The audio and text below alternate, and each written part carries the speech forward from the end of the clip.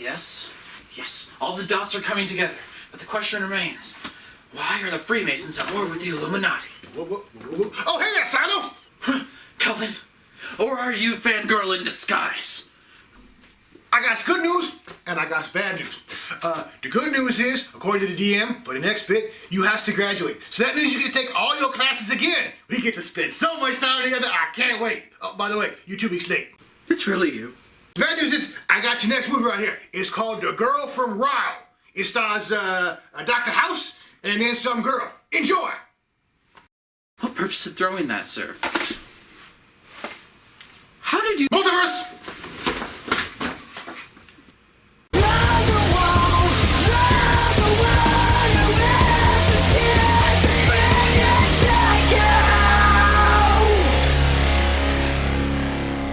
So, let's talk about Hugh Laurie. An English-born actor, writer, musician, Hugh became popular in the 1980s when he burst onto the English satire scene. His early career includes a cameo in The Young Ones, one of the best-known series to come out of that decade. Hang on a second. What are all these famous people doing here? Yes, even that guy you don't recognize, that's Ben Elton. He's one of the minds responsible for the awesomeness that is Blackadder. Wow. But not to even talk about the rest. That's Emma Thompson, way before anyone across the pond knew of her, and lo and behold, it's the eponymous Stephen Fry, one of the most brilliant men in entertainment. I want to be in that car. That's less surprising to see Hugh Laurie with Stephen, since they did have a variety show together for 6 years after this. And that has spawned dozens of YouTube clips that are watched by eccentrics to this very day. With their daring over-the-top humor and total absurdist approach, Fry and Laurie were not afraid to do anything for a laugh. Their comic genius was sometimes a bit brash, but that's why people loved them. They made their audience think and pushed at their boundaries. When their show ended in 1995, Hugh was primed for success and launched straight into film. What could go wrong? 2 syllables. Toothless. He went from far left field to mainstream, trading in his wit and candor for dull romantic leads and father figures. For an actor known for sharp comedy and total dedication to the ridiculous, it was a curious move. He seemed stuck in a rut of projects that wasted the talent he offered. It would be almost 10 years before the producers of House MD saved him from B-movie obscurity. In 2001, right at the apex of his mediocrity, a project came along that threatened to take his career further in the wrong direction. Girl from Rio. While it may sound like a porn title, The Girl shows the audience what a half-baked execution can do to an otherwise fun story. The events take place across England and Brazil, following Hugh Laurie's character Raymond as he chases the chance to samba with the girl of his dreams. Yes, this film banks on the fact that this man loves samba, and you can tell from the... But he's really... Okay, so they only dance samba 3 times in this film, but still it's important. When he's not sambaing, Raymond dreams of the best Brazilian dancer in the world, the lovely Orlinda. His insatiable drive to find her will lead him on a journey that no one wants to take. Why are we taking it, you ask? Because apparently my life is pain. Let's see how much we find here.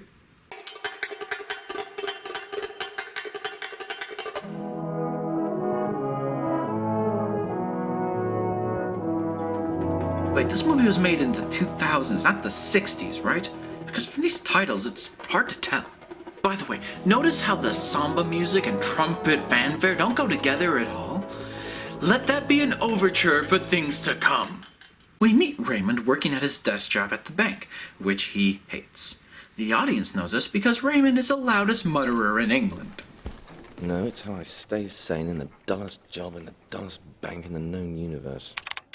Dull though it is after all a bank. If I were his boss, I'd hate him too. If he's that obvious with you, imagine how bad he is with the customers.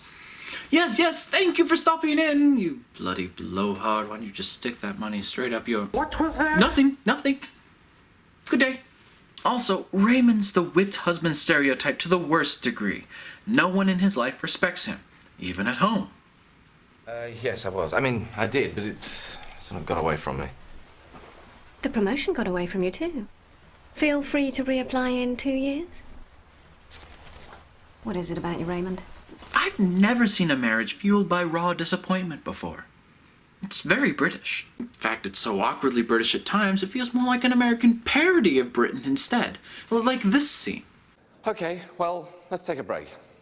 Cup of tea, anyone?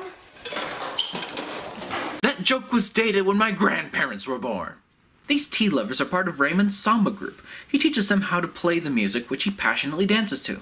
And to the movie's credit, I do believe that he is passionate about it. It's the one thing that brings him joy in life. It might be because his wife and boss are having an affair behind his back. By the way, these two scenes are intercut in the movie. Just this one, and back to this one, and that one. That makes this movie lose all the credit I just awarded it. When Raymond finds out about them, he does what any human being would do. He yells. I was going to tell you. Oh, were you? Raymond, shut up! And when were you going to do that, I wonder? When you got the holiday photographs developed? And I said, gosh, that doesn't look a bit like your dad. Lying in intensive care in Eastbourne Hospital. No, if you ask me, that looks more like Mr. Bloody Struthers. Lying on a beach in Tenor Reef. No one will ever out-awkward the British. From this point on, Raymond has officially written off his home life and does whatever he wants. And honestly, this is probably the best sequence in the whole film. Hugh Laurie plays someone rebelling against the norms with conviction excellently, while remaining hilarious. Too bad he did absolutely nothing with that trait. In what twisted universe does mastering Eddie Van Halen's two-handed arpeggio technique count as absolutely nothing? While in this apathetic state and holding both keys to the bank vault, Raymond suddenly gets inspiration to go to Rio de Janeiro and pursue the woman on the cover of all of his samba magazines. How will he do it? Round trip or one way, sir? One way. £892. Economy class. Is that all? How much is business? £1,226 and 74 pence. Just for the hell of it, how much is first? £1,909 and 35p. Well, you know.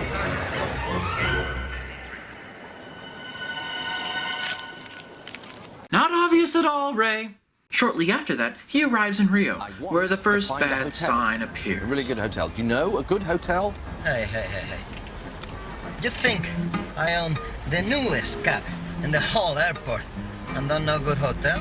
Well, excuse me. Princess? Okay, before we continue, I have a confession to make.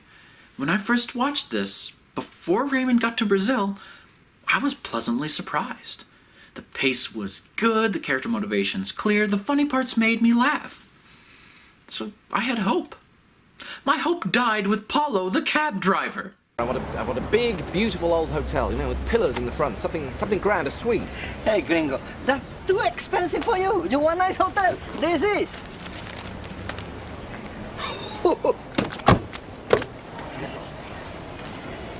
Cai fora. Hi, I'm Paulo. Raymond. Raymond. Mr. Raymond. My boss, Raymond. My friend, Raymond. Sweetheart, Raymond. Of all the characters we meet in Brazil, he's by far the best one. What kind of god would allow this? After Raymond flashes his stacks of cash to the foreign cab driver, always a wise decision, we find that they're being pursued. I know it's hard to tell, but if you squint, you see that line of black cars? They're the bad guys. They're under the instruction of this main bad guy. I'm sure he had a name, but no one I could understand said it, so let's just call him Senile. See, Senile pulls Paulo from his cab, throws Ray from it, then drops Paulo off at another cab. Not really sure why, and neither is Senile, because later he picks up Paulo again and has his stereotypical thugs shake him down like cartoon characters. Why do I feel offended on every level by his stupid henchmen? Actually, no. Everyone in Rio must have taken their stock character pills before Raymond arrived. The hotel clerks are rude and speak no English until they find out that Raymond has tons of money. The street urchins chase him through the tunnels, laughing for no reason. The musicians all hang around playing in spontaneous samba parades. Really, it's a miracle there's any character that breaks type down in Brazil. And that's the romantic interest, Orlinda. Now, you would think since this whole premise of the film is we need to find the samba dancer, the film would take some time and give you a little bit of investigative background into how he found her. Because that's what moviegoers would expect, right? Well, I guess the writer of this never saw a romantic comedy before. Not what happens at all. The cab driver Paulo finds her 10 minutes later in the film. That's not even enough time to wonder how Raymond will start looking for her. Really, if you're gonna make it that easy, why not write in that Orlinda and Raymond were pen pals, or met at the Samba conference, or anything else other than Paulo knows her? Not only that, but he can take Raymond to Orlinda that night. So that means, in less than 24 hours, the Englishman goes from dancing in an empty bank vault dreaming about her to taking her back to his hotel room. What could possibly go wrong?